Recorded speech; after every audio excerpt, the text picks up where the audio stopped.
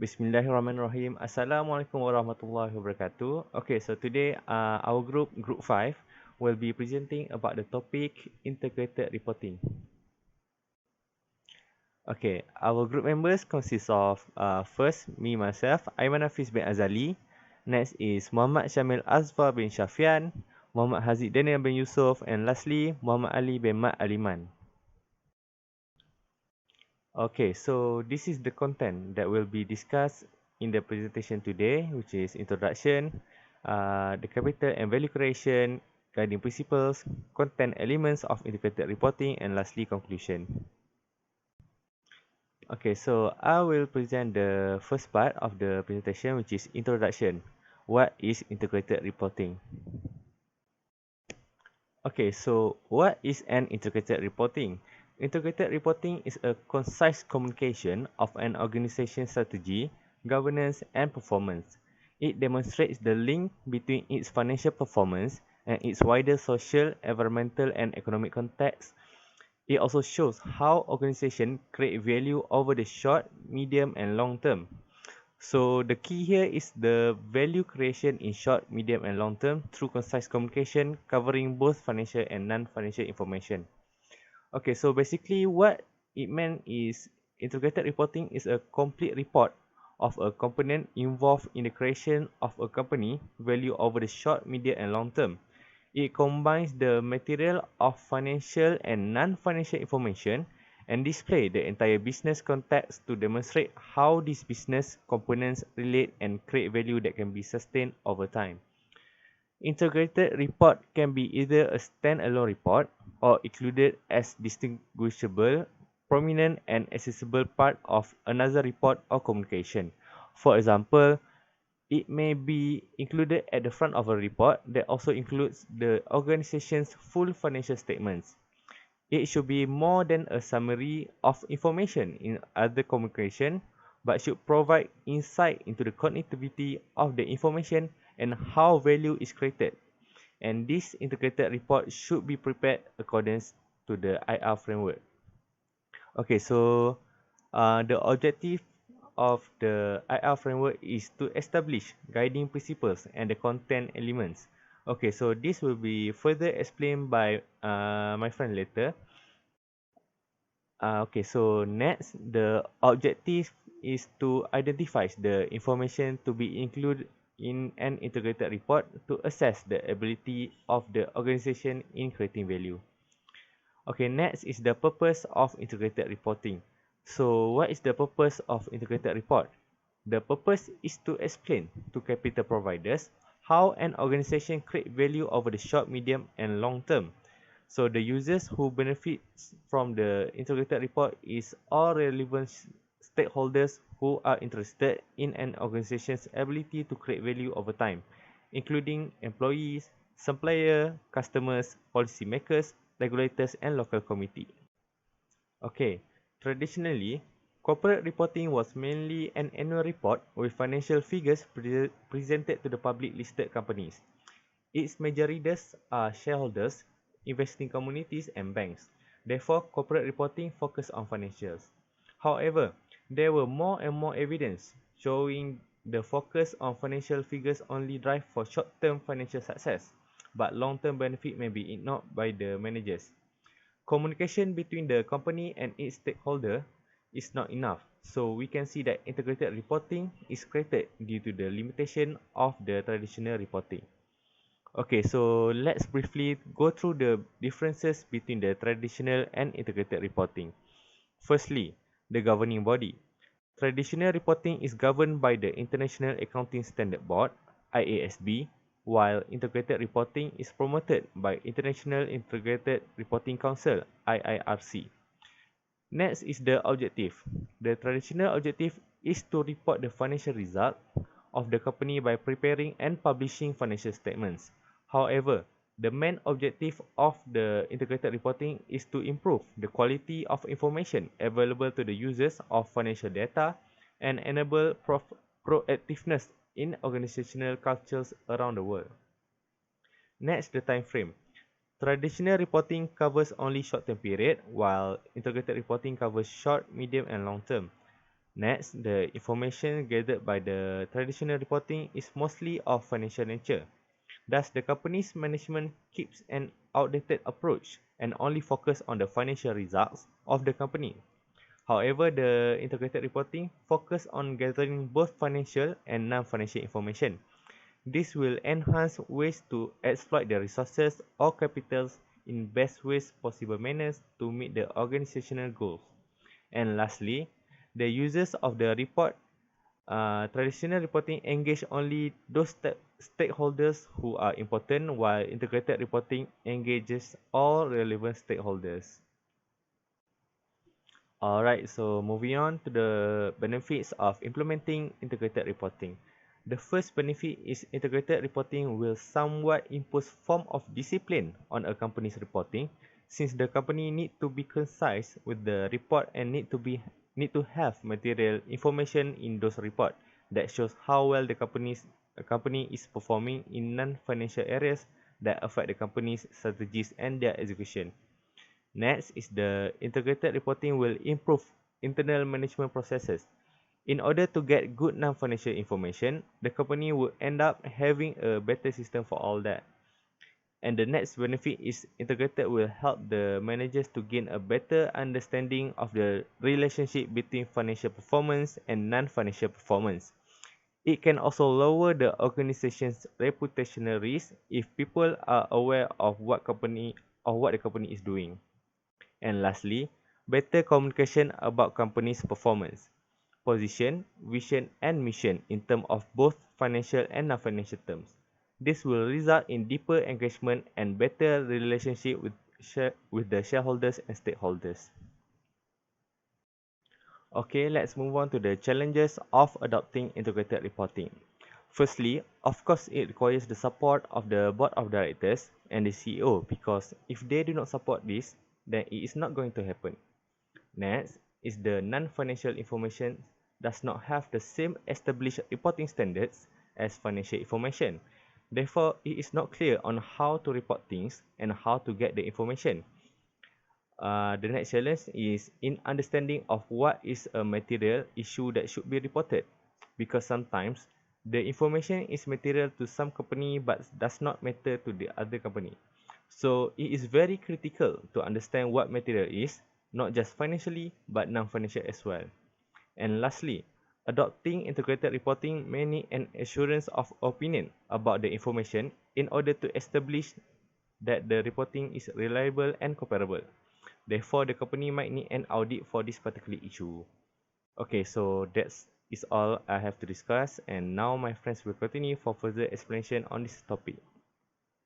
Yeah, Assalamualaikum. My name is Muhammad Syamil Asfar bin Syafian, and I will talk about the fundamental concept, the capital and value creation.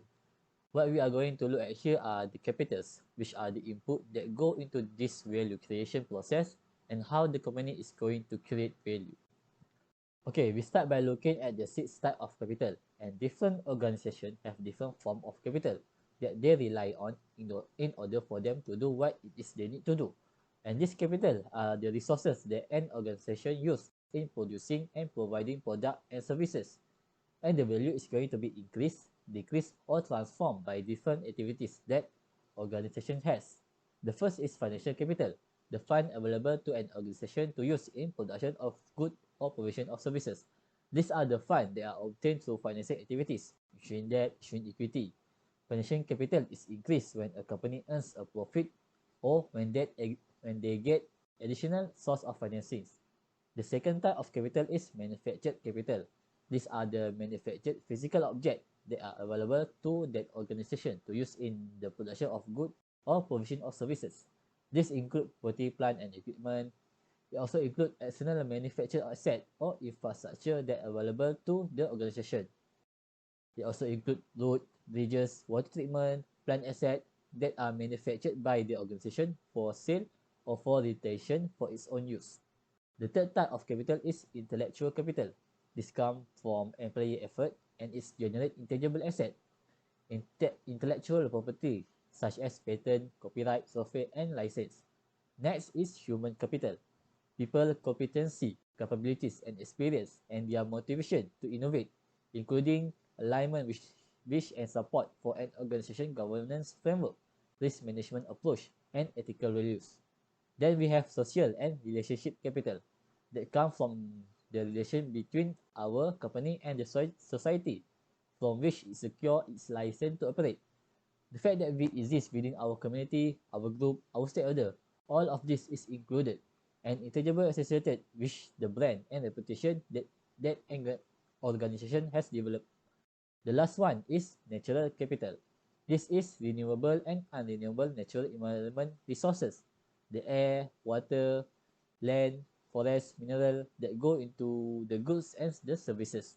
This is going to support our past, current, and future prosperity. Okay, next is value creation. Value creation is the process of creating output that are more valuable than the input we use to create them. So ideally what a business does is going to create value. We have our input, we do something to them, and as a result, we have created value. The value created happen from the increase, decrease, or transformation of capital, and the value that we are creating for the organization giving the ability to provide financial return to provider of financial capital and others, including all stakeholders and society at large. Our ability to create value for ourselves is dependent on the value we create for others. So what a company has are value creating activities. They create value through making sales, which create changes in financial capital. But there are a lot of other things that we do that also going to create value. So these other activities and interaction and relationship effect of the organization business activities and output on customer satisfaction, our supplier willingness to trade with our organization, and the term under which they do it, the initiative that our business partner agreed to undertake with us, the imposition of supply chain condition or legal requirement. We are not in this by ourselves. We are looking at our suppliers, we are looking at our business partner. How is that we can all do this together to create value? So this integrated report needs to include all these others interaction and activities and relationship when they are material.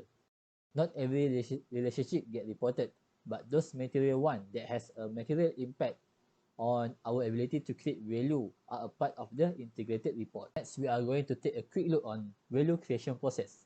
This value creation process is the central to our integrated reporting. Remember, the objective of our integrated report is to communicate how an organization creates value over time. Now, what we have here is the graphic from the framework that show the valuation of the value creation process. On the left side, as our input, we have our seeds capital.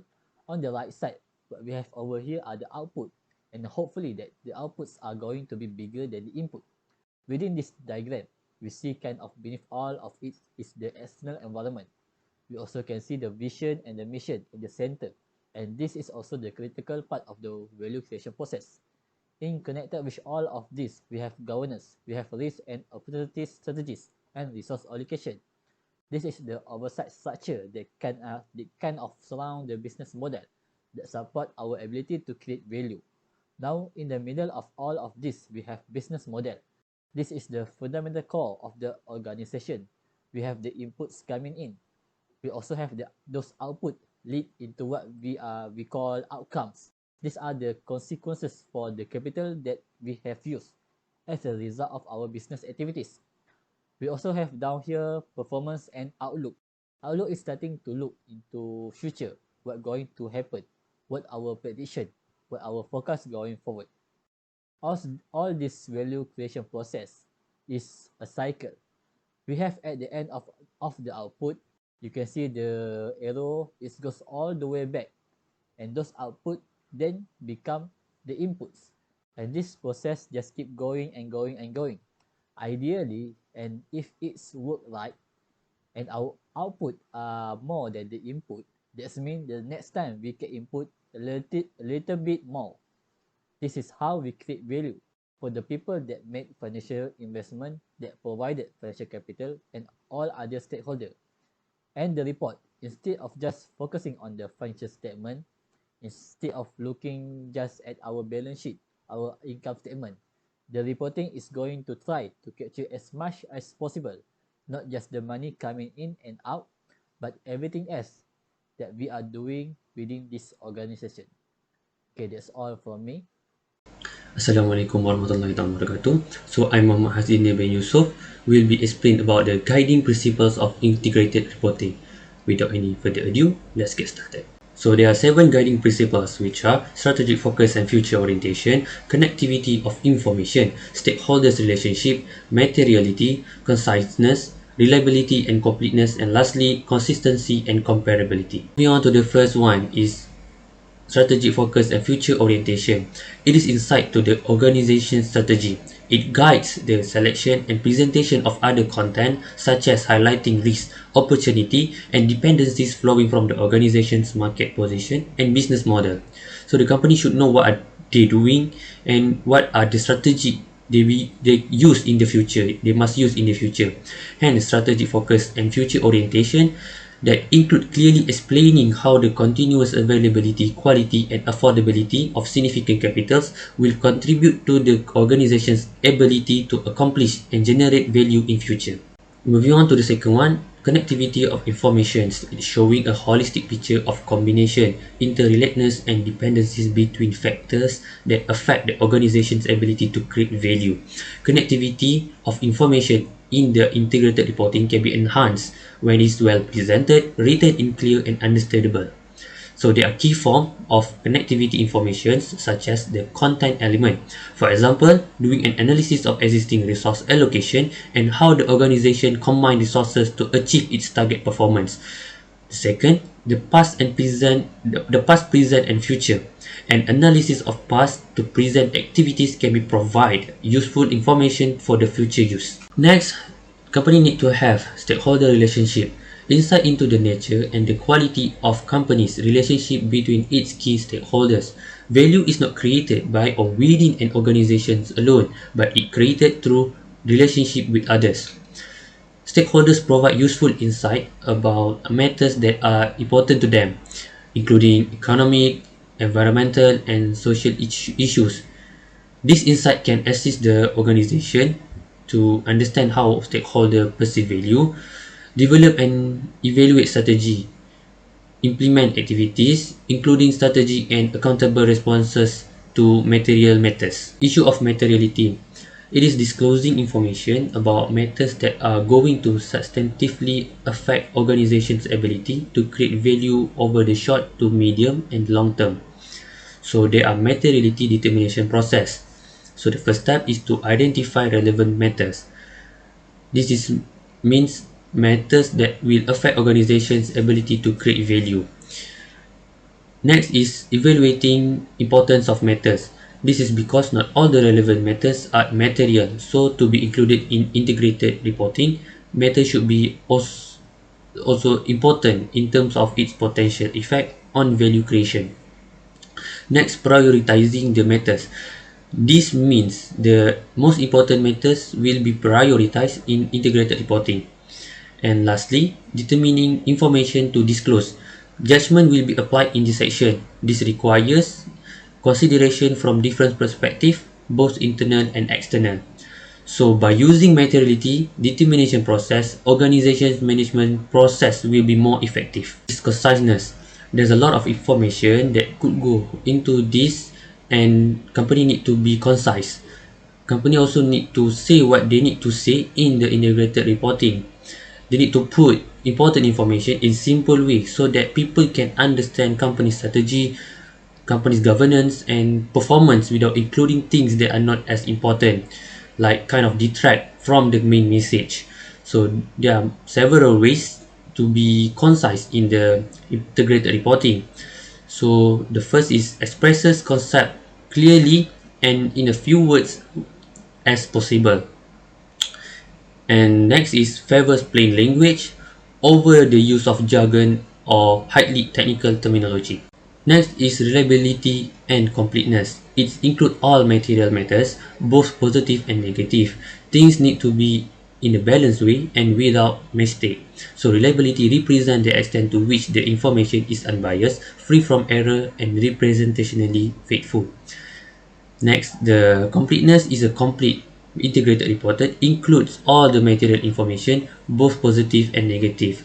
So Senior managers and executives must act in good faith and in the best interest of the company so that people out there that read the integrated reporting can trust the what is it in the reporting. Finally, company needs to have consistency and comparability.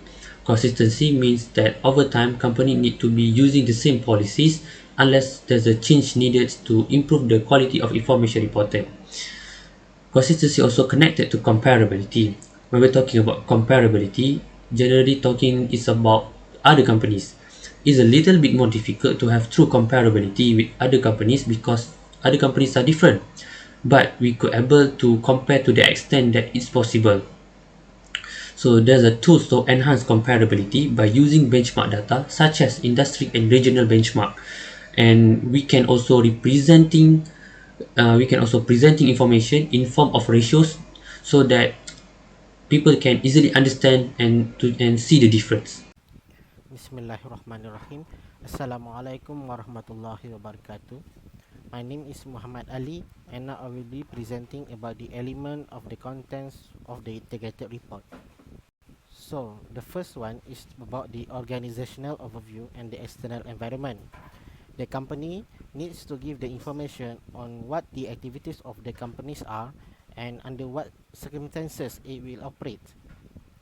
Next, about the governance of the company. Governance is the structure of the company and how the company communicate the instructions throughout the company and the regulations in the company. In the integrated report, the company will need to explain how the governance will help to create value in different time periods. And now we will go into the business model. Business model is the method or strategy used by the company in order to create value for the company and the stakeholders. The strategy includes differentiation, cost leadership, or focus strategy for the business level strategy. The company then needs to inform the reason they choose the strategy and pinpoint the key elements of the strategy that can create value for the company. Now, we will go into the risks and opportunities. For this element, the company will need to identify which risks and opportunities that are relevant to the company. What I mean by relevant is that whether it will affect the availability and affordability of the six capitals to create value. These two information are usually scattered in the report according to the capitals and also different according from companies to companies. And for the strategy and resource allocations, the company needs to present to the users the strategic planning and the methods to achieve the target. The resource allocated by the company needs to be backed up with evidence to show that it helps the company to achieve its target, whether for the short-term period or for the long-term period. And while for performance, the company needs to include non-financial performance alongside with financial performance in the integrated report. This is because non-financial performance nowadays also related to how well the company perform as overall, because the people are looking towards for the contribution of the company to the community as well, as it will affect the company performance as well, because non-financial performance will affect the people's perceptions to the company and it will affect in terms of sales as well. So we will go to the outlook. For the outlook, the company needs to provide information what challenges and uncertainties that are expected to be faced when the company want to achieve its target and the response of the company towards the challenge. This is because stakeholder needs to know the solution of the problems in order to convince them to continue their investment in the company. And last but not least, the basic of preparation and presentations. The company needs to choose how to present all the content relating to the six capitals, about the stakeholders and the materiality, and also about the strategy, whether in form of icons or through narrations. By using icons, the users will be able to use it as a quick reference key for the interdependence referred throughout the report, and while if by using narrations, the company will be able to provide more concise explanation on how to depend on those elements in order to create value. Okay, now we will talk about the suggestion for the new adopters. So, for the new adopters of the integrated report, There are a few suggestions for them to be able to implement it successfully. First is to identify the champion or the person who will be the leader for the preparation of the integrated report. It is usually led by the CEO and the CFO of the company. Next is by taking a multidisciplinary approach. By taking this approach, the company will gather participants from different departments in order to obtain a wider view and wider ideas and integrate it into the reports. Next, clarifying the audience. The company needs to clarify who will read the report, whether it is for the shareholders only or include the external stakeholders. Next, determine the materiality process. It is depending on the audience. Hence, it is important for us to know the audience as well, because from the information we will be able to determine which information are material to the audience. If it for the shareholders, the materiality will be different if we compare to the external stakeholders. And next, activate the data. The data means the numbers. So it is important for the company to bring the numbers to the front page, or to the not to the foremost front page. This is because it is to attract the attention of the investors to invest in the company and to show the stability of the company. Next is the usage of language. As the users of this report are usually outside of the company will need to avoid usage of jargons or even technical jargons to in order to be able the users to understand the information. Now it is about the board commitments. The board need to give statements to show the users that the report is being prepared and driven by the top of the company to show that they are committed in order to provide the best information to the users. And last but not least, set up expectations. This is because the company need to explain that the integrated report will always evolve over time in order to provide more details and concise information. It is to ensure that the internal and external users will understand about the changes that will happen in the future, as the integrated report will always improve over time. So now for the conclusion, it is very important for a company to use integrated reporting nowadays instead of using traditional reporting standard. This is because the company will be able to present and explain more extensively about the company's performance and plan for the future. Although it is not perfect and hard to adopt it for the first time, the benefits will outweigh the disadvantage in the long-term period, and the stakeholders will be able to trust the company and also attract potential investors to invest in the company. That's all from us. Thank you.